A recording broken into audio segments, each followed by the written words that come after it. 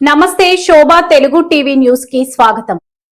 అవసరమైన స్థల సేకరణ మరో 2-3 రోజుల్లో ముగుస్తుంది.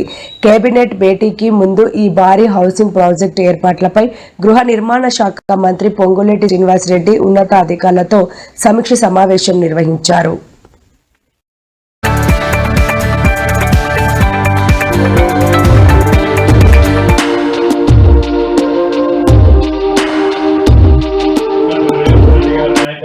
మన ప్రజా ప్రభుత్వం 125 ఇళ్లని ఈ రోజు మీకు ఇవ్వటం జరుగుతుంది.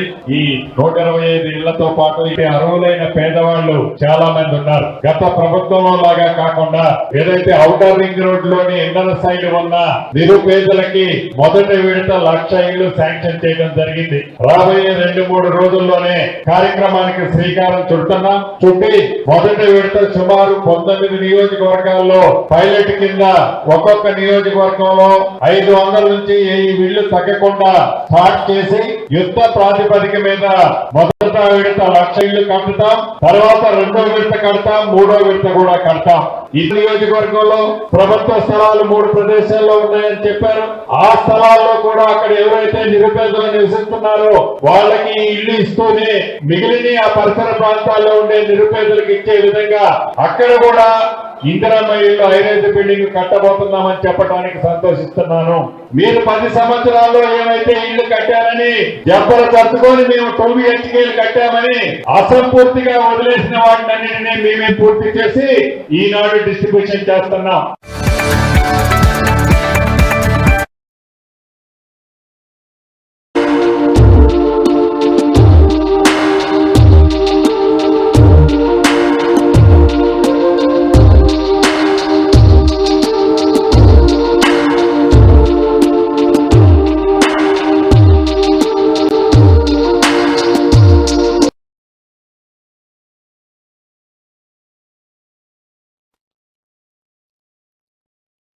బీఆర్ఎస్ ప్రభుత్వం చేసిన అప్పులపై కాంగ్రెస్ ప్రభుత్వం నిన్న 8 లక్షల కోట్లు అని, ఈ రోజు 7 లక్షల కోట్లు అని పొంతన లేకుండా మాట్లాడుతోందని హరీష్ రావు విమర్శించారు.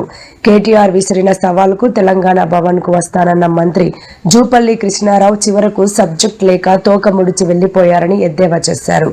గురుకుల టెండర్లలో జరిగిన అవినీతి బండారం బయటపడుతుందనే భయంతోనే చర్చకు వెళ్లకుండా తమను అడ్డుకుని అరెస్ట్ చేయించారని హరీష్ రావు ఆరోపించారు. ఆయనేమో అక్కడ వీడియోలో మమ్మల్ని రమ్మని ఆహ్వానించాడు. అక్కడ అమరవీరుల స్తూపం దగ్గర ఉన్నాడు. కానీ మేము వెళ్తుంటే పొన్నం ప్రభాకర్ గారు ఫోన్ ఎత్తడం లేదు. ఇక్కడ పోలీసు వాళ్ళేమో మమ్మల్ని పోనీయడం లేదు. రింగ్ అవుతుంది. It is not answering. అదే విధంగా ఇప్పుడు లక్ష్మణ్ గారికి ఫోన్ చేస్తాను. పొన్నం ప్రభాకర్ గారు ఎత్తలేదు. లక్ష్మణ్ గారు అదే నన్ను రాలేదు పారిపోయినా తిడుతున్నాడు. ఇక్కడ తిడుతున్నాడు నన్ను హరీష్ రావు రాలేదని. ఇగో లక్ష్మణ్ గారికి చేస్తున్నా. ఇప్పుడు ఇందాక పొన్నం ప్రభాకర్ గారు ఫోన్ ఎత్తలేదు. ఇప్పుడు గౌరవ మంత్రి లక్ష్మణ్ గారికి కూడా నేను ఫోన్ చేస్తా ఉన్నా. రింగ్ అయితా ఉంది. లక్ష్మణ్ గారు కూడా ఫోన్ ఎత్తడం లేదు. గౌరవ లక్ష్మణ్ గారు పిలిచిన లక్ష్మణ్ గారు ఫోన్ ఎత్తట్లేదు. అక్కడేమో నన్ను పిలిచారు. మేము బయలుదేరితే పోలీసులను అడ్డం పెట్టి ఆపుతున్నారు. లక్ష్మణ్ గారికి ఫోన్ చేస్తే రింగ్ అవుతుంది. లక్ష్మణ్ గారు ఎత్తడం లేదు. పొన్నం ప్రభాకర్ గారు ఫోన్ ఎత్తడం లేదు. ఇప్పుడు నెక్స్ట్ అజారుద్దీన్ గారికి కూడా ఫోన్ చేస్తున్నాను. 3 మంత్రులు పిలిచారు. 2 మంత్రులు ఇప్పటిదాకా ఫోన్ ఎత్తలేదు. ఇప్పుడు అజారుద్దీన్ గారికి కూడా నేను ఫోన్ కలుపుతా ఉన్నా.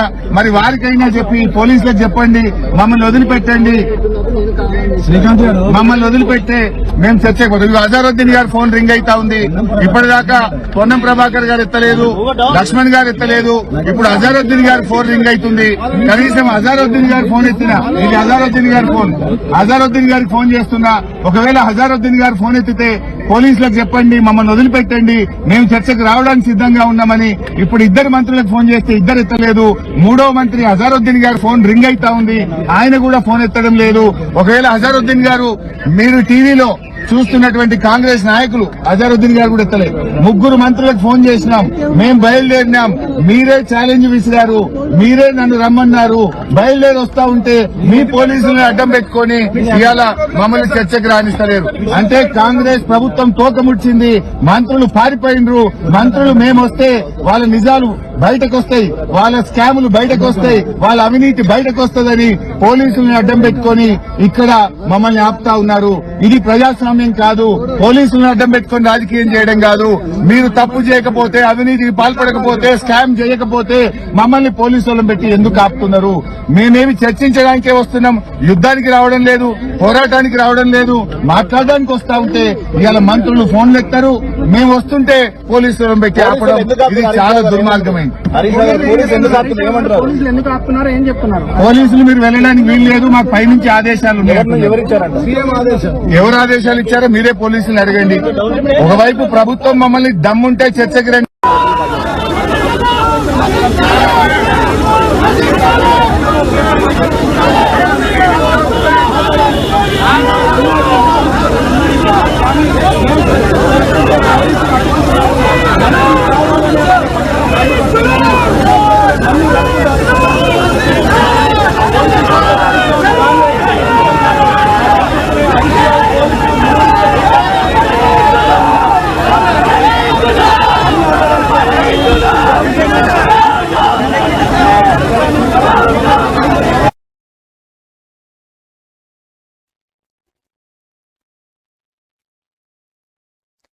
రాష్ట్ర అప్పులు, గురుకులాల అవినీతిపై బహిరంగ చర్చకు బీఆర్ఎస్ సిద్ధమని సవాల్ చేసి వెనక్కి తగ్గిన కాంగ్రెస్ మంత్రులే మాట మార్చారని కేటీఆర్ ఆరోపించారు.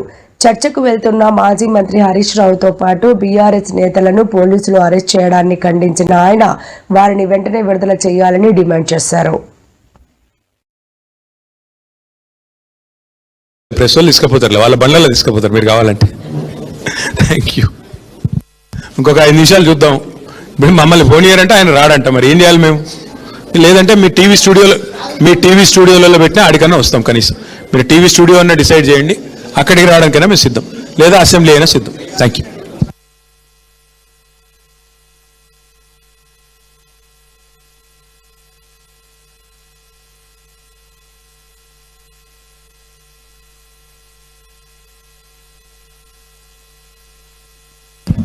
వట్టినాగులపల్లిలో భూముల మీద పడి గూండాగిరి చేసింది ఎవరో అందరికీ తెలుసు.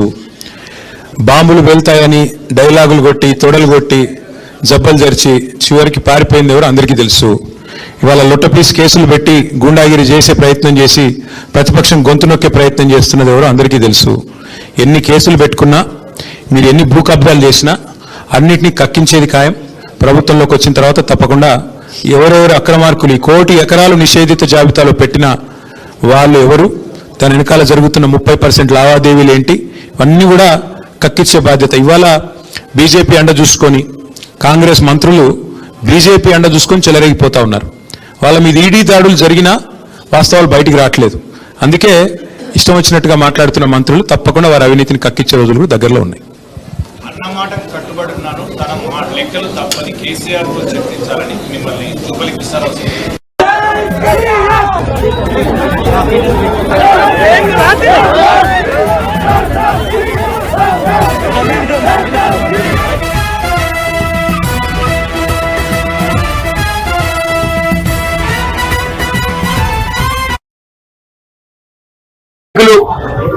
మాజీ ఆర్థిక మంత్రి గౌరవ డిప్యూటీ లీడర్ హరీష్ రావు గారు సంక్షేమ శాఖలో 2,000 కోట్ల కుంభకోణం జరిగింది అని చెప్పి ఆరోపణ చేస్తే దాని మీద 3 మంత్రులు మేము వస్తున్నాం, గన్ పార్క్ దమ్ముంటే రండి అన్నారు. హరీష్ రావు గారు బయలుదేరితే మరి వాళ్ళే పోలీసు వాళ్ళకి ఫోన్ చేసి మరి భయపడ్డారేమో.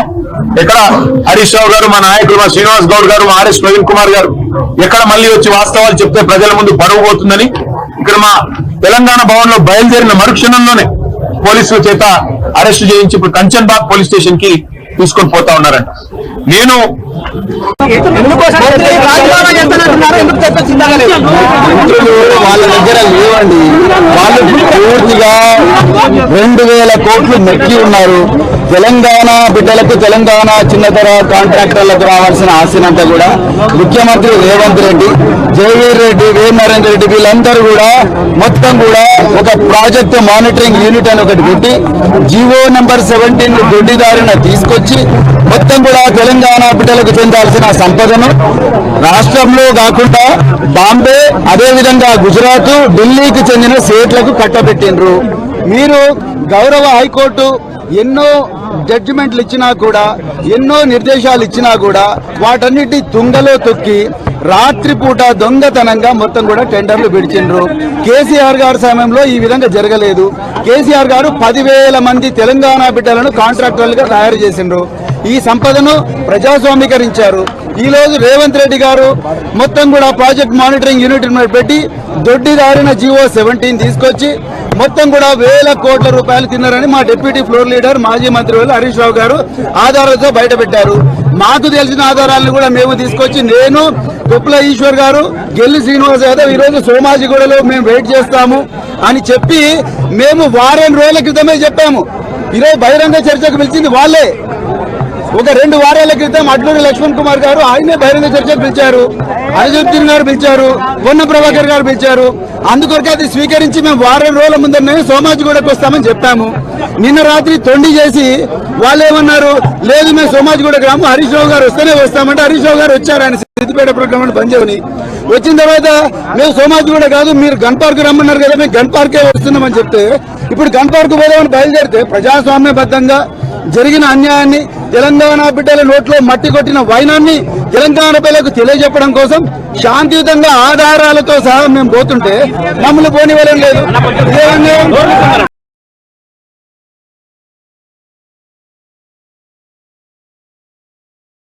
AP deputy CM Pawan Kalyan పై అనుచిత వ్యాఖ్యలు చేసిన కేసులో యూట్యూబర్ ప్రషరావణ్ ను ఏపీ పోలీసులు హైదరాబాద్ లో అరెస్ట్ చేశారు.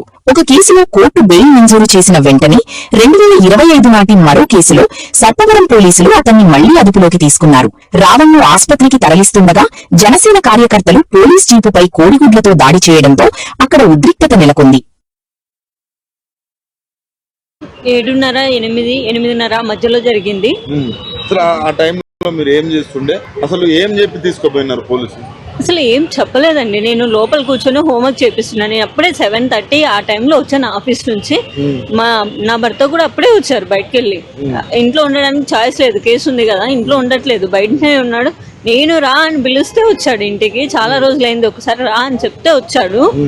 వచ్చి ఇలా రిలాక్స్ అయ్యి బయట కూర్చున్నాడు. ఫోన్ వాడట్లేదని నా ఫోన్ తీసుకుని కూర్చున్నాడు.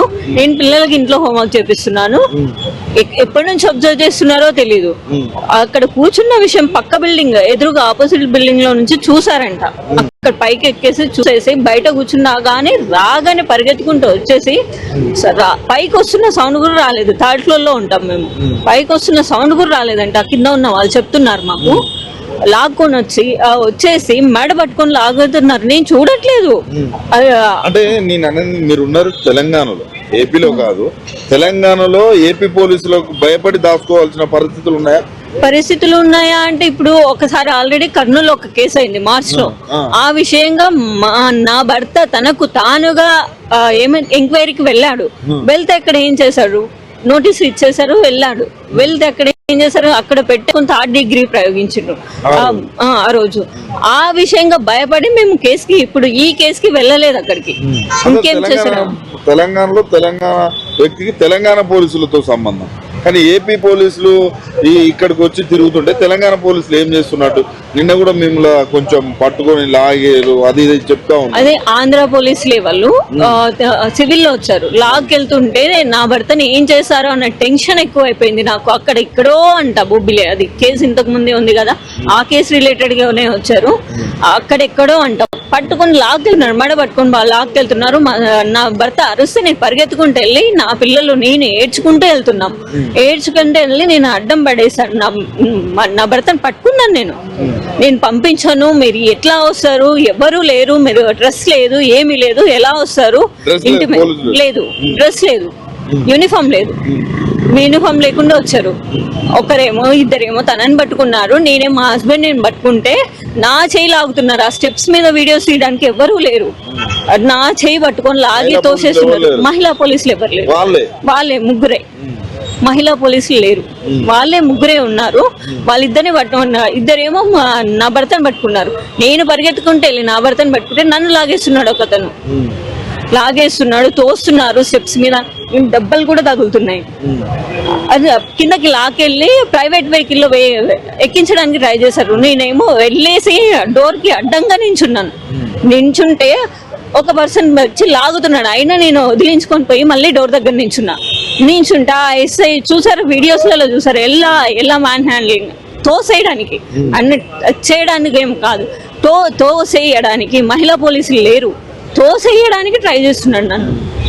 తోసేయడానికి ట్రై చేసి ఎక్కడ పడతాను చాలా ప్రెషర్ పెట్టి తెలుసు. ఎక్కడ ఉన్నారు కనీసం ఇన్ఫర్మేషన్ ఉందా మీకు? అసలు మీ హస్బెండ్ ఎక్కడ ఉన్నాడు అనేది కనీసం చెప్తున్నారా? ఏం లేదు సార్, చెప్పట్లేదు. మా లాయర్స్ ఏమో అక్కడ ఉన్నారు, బొబ్బిలిలో అన్ని చెప్పారు. అక్కడికి వస్తారు, అక్కడ తీసుకొస్తారని అక్కడ వెయిట్ చేస్తున్నారు. మరి అక్కడ ఇంకేమవుతుందో మాకు ఇన్ఫర్మేషన్ ఏమీ లేదు. ఏం చెప్తారు? ఇటు తెలంగాణ సీఎం కావచ్చు, అటు ఏపీ సీఎం కావచ్చు, ఇటు రేవంత్ రెడ్డి, అటు ఎందుకంటే ఇక్కడ నుంచి తీసుకుపోతున్నప్పుడు వీళ్ళు సహకరించారు, అక్కడ తీసుకుపోయి ఏం జరుగుతుందో తెలుస్తలేదు. ఇద్దరు సీఎంలకి మీరు ఏం చెప్తారు సార్? ఇక్కడ మన లోకల్ పోలీసులు వచ్చాకనే నేను వాళ్ళని నమ్మి పంపించానండి. నేను మన లోకల్ పోలీసులు వచ్చాక మన వాళ్ళు కదా అని చెప్పేసి పంపించడం అంటే నేను కూడా వెళ్ళా. సరూనగర్ పోలీస్ స్టేషన్ కి తీసుకెళ్లారు, నమ్మకంతోనే పంపించా. అక్కడికి వెళ్ళి కూర్చోబెట్టి మాట్లాడతామని చెప్పారు. మాట్లాడి మీ వాళ్ళు వచ్చిన తర్వాతనే, మీ లాయర్స్ వచ్చిన తర్వాతనే పంపిస్తామని చెప్పారు. కానీ అలా జరగలేదు. అక్కడికి వెళ్ళగానే నన్ను దింపేసి ఇద్దరు లేడీస్ పట్టుకున్నారు. నన్ను ప్రైవేట్ వెహికల్ ఎక్కించి పంపించేశారు. తర్వాత నువ్వు వెళ్ళిపో అంటారు. మాకు సంబంధం లేదు. ఇప్పుడు సీఎంలకి ఏం చెప్తారు మీరు? ఇది ఫేక్ కేస్. మెయిన్ గా అలానే ఆ వర్డ్ ఆయన అననే లేదు. ఆయన జర్నలిస్ట్, ప్రశ్నించే హక్కు ఆయనకు ఉంటుంది. ప్రశ్నిస్తే అరెస్టులు చేస్తారా? మన తెలంగాణ ప్రభుత్వం ఏం చేస్తుంది? ప్రశ్నిస్తే అరెస్టులు ఇప్పుడు కేవీఆర్ ఒక్కరే, తర్వాత ఇంకా చాలా మంది జర్నలిస్టులు ఉన్నారు, వాళ్ళు కూడా మాట్లాడతారు. వాళ్ళని కూడా అరెస్ట్ చేస్తారా? మన తెలంగాణ నుంచి, మన ప్రభుత్వం నుంచి జర్నలిస్టులకి ఏదైనా మద్దతు ఇవ్వాలని కోరుకుంటున్నాను. మా కుటుంబానికి కూడా మద్దతు ఇవ్వాలి. నా భర్తకి ఏదైనా జరిగితే చంద్రబాబు నాయుడు, అక్కడ ప్రభుత్వం ఆంధ్రప్రదేశ్ ప్రభుత్వం చంద్రబాబు నాయుడు, ఇక్కడ ప్రభుత్వం రేవంత్ రెడ్డి గారిదే బాధ్యత వహించాలి.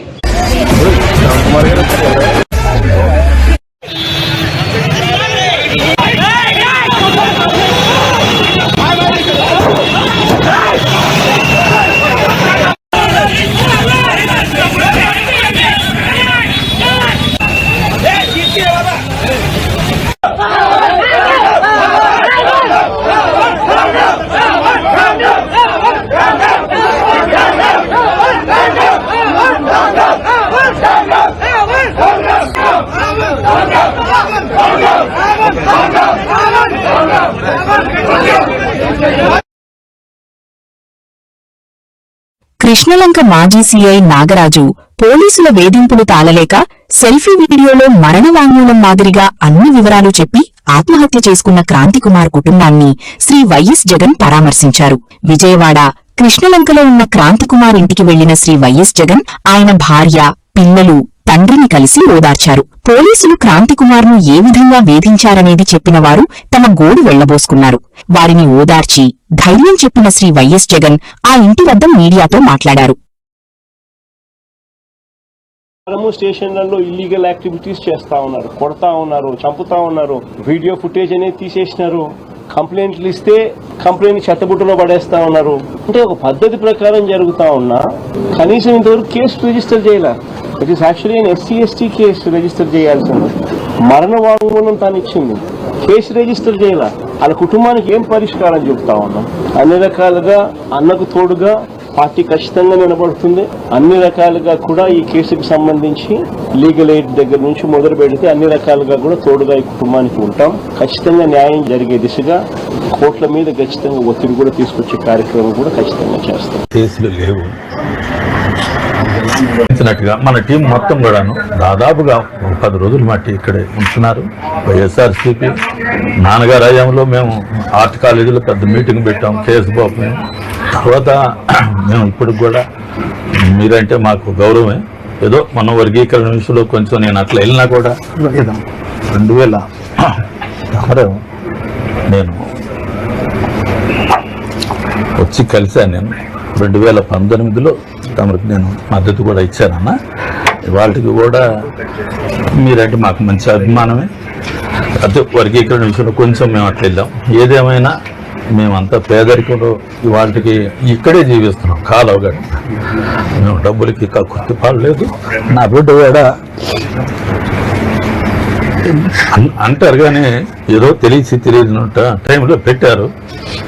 8 ఏళ్ళుగా అలాంటివి లేవు. పోలీసులు దీని వెనకాల పెద్ద పెద్దోళ్ళు ఉన్నారనేది నాకు అర్థమైంది. వాటిని దాటి మాట్లాడగలిగే శక్తి మీకు మాత్రమే ఉంది. ఇప్పుడు ఈయన కూడా నేను దగ్గర చూస్తాను, ఈయనకు చూస్తాను. బాబుకి సమస్య లేకుండా నేను చేసుకుంటాను. నీకు ఇబ్బంది లేకపోతే నేను చేసుకుంటాను. నా కొడుకు చాలా పోలీసులు వచ్చి తీసుకెళ్ళేది. నా కొడుకు నన్ను తీసి నేను తల్లి తగ్గలేదు. నా కొడుకు మందాయి చనిపోయాడు సార్. పోలీసుల వల్లే నేను చనిపోతున్నాను. నేను తీసాను శాంతి రాయి అంటే అమ్మ నేను రాను, తీసుకెళ్ళి చంపేస్తాడు, నన్ను అప్పు చెప్పమని చెప్పి ఏడిచి నా కొడుకు నేను వచ్చేసినాక తీసి మన తాగి చనిపోయాడు. పోలీసులు ఏది బూట్లు తొడమంటావు, బూట్లు తొడమంటావు, నువ్వు మాది కూడా కదరా బూట్లు తొడమంటావు, బాత్రూమ్ కడిగేసాం అవన్నీ చేసేస్తారని నాకు. వాళ్ళు హత్యానేరను కూడా కట్టాల్సిందే. ఈరోజు ఇదే టాపిక్ ఇప్పటికే 2-3 సార్లు మాట్లాడారు సార్. ఆ కుటుంబానికి వెళ్ళి కుటుంబాన్ని పరామర్శిస్తే హృదయ విదారకమైన పరిస్థితి ఎక్కడ కనిపిస్తుంది. ఈ పెద్దమ్మ ఆ బాబు వాళ్ళ నాయనమ్మ, అన్న ఆ బాబు వాళ్ళ నాన్న.